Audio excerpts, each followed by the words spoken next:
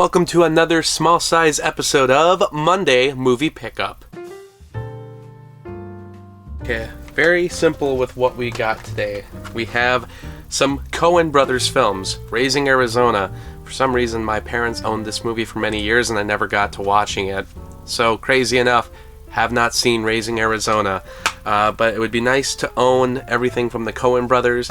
I recently heard Criterion will be releasing Miller's Crossing. I already own Blood Simple, a couple other Coen brothers films, so I might as well get the one that is probably one of their most famous. I also have The Man Who Wasn't There. I really don't know a whole lot about this movie. I didn't even realize the Coen brothers did this one. They have a couple like that during the mid-2000s that I wasn't aware were even Coen brothers movies. You would never guess they are. But this one looks very fascinating as a film noir, taking up that old classic style. So seems like something after you read about it that the Coen brothers would do, but it's not one that I automatically think about. I didn't even know it existed. And then I have Barton Fink. So this is the Kino release of the film. Again, another one I haven't seen, another classic from their filmography, and I've been wanting to see it for years. All I really know about it is that oh so famous image that's on the front cover of that poster with the giant mosquito. So don't know what to expect with this one, but I read a little bit about it. It's got John Goodman and John Turturro. Can't really go wrong. And then I have a couple other Paramount Presents releases. So I've talked a lot about these. I've really liked the lineup so far. This is A Place in the Sun. This is the 1950s George Stevens film. I always love these for the posters they have on the inserts. And then here's the Blu-ray disc itself and some inside artwork. So they always come with special features. Some have more special features than others, but this one looks like it does have a commentary by George Stevens Jr., theatrical trailer, and of course they always add a new special feature. If it's something from either Leonard Maltin or the director, if they're still alive, they always have some new filmmaker insight on the film. So really like these releases. That's the 22nd release. Here's the 23rd release of Bugsy Malone. Again, I don't really know much about this movie, but let's look at the insert there. And I think this one had a Blu-ray release before, but I think it was out of print, so Paramount Presents did re-release the film. And then inside, again, we have some inside art, disc art. Just love these Paramount releases.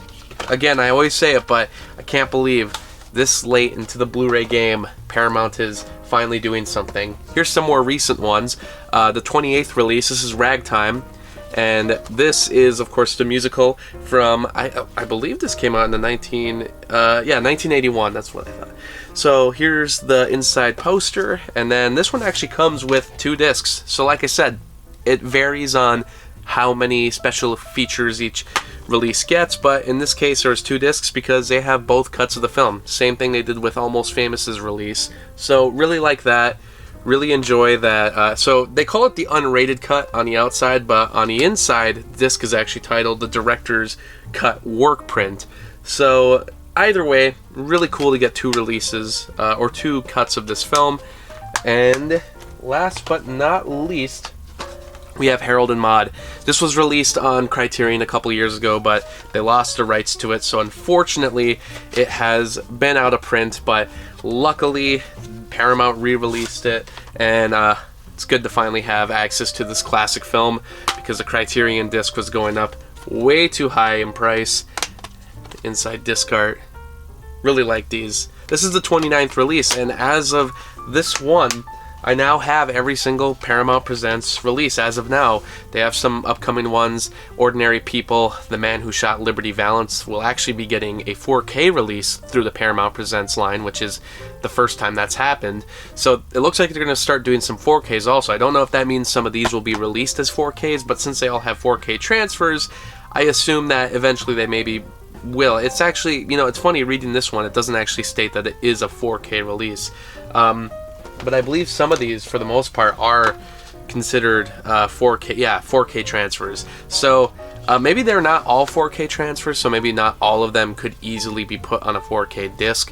But we'll see. Maybe they'll do some re-releases of the Paramount Presents line. I'm not looking to get the 4K discs, but it looks like The Man Who Shot Liberty Valance will be exclusively a 4K disc, along with the Blu-ray special features and such. So I still will be picking up that release. I don't know if they're going to continue to do only 4K for the Paramount Presents line, but either way, they have me. I'm sold. And Ordinary People being the first time that film has even been released on Blu-ray, the fact that there's quite a few from the early days of Oscar Best Picture winners that haven't had a Blu-ray release yet.